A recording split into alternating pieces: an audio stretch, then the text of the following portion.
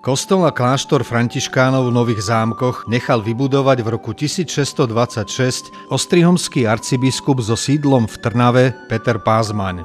Staré múry kostola privítali v deň Sviatku troch kráľov umelcov, detí a rodičov.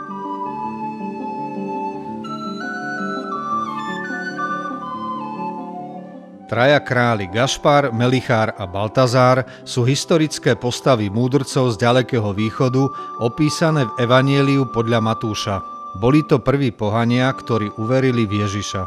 K malému Ježiškovi ich viedla žiarivá betlehemská hviezda a viera v jediného Božieho syna, ktorá sa zastavila nad malou betlehemskou maštaľou, kde sa narodil malý Ježiško.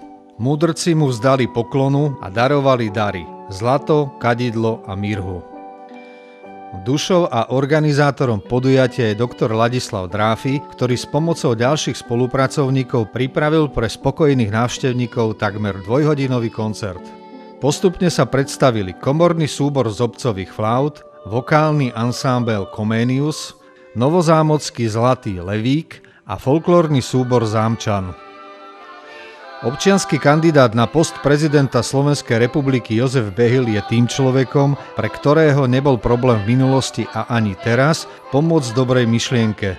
Vo svojom príhovore vysoko ocenil záslužnú prácu doktora Dráfyho a zároveň nadšenie mladých ľudí udržiavať tradície a zvyky našich predkov. Ja vám želám a želám nám všetkým, aby sme v roku 2014 vybrali a mali takých politikov, ktorí si budú vážiť občana, ktorí si budú vážiť človeka a ktorí mu svojou prácou prejavia úctu, ktorí nebudú bažiť po bohatstve a vlastnom prospechu. Kandidát na prezidenta do Nových Zámkov neprišiel s prázdnymi rukami.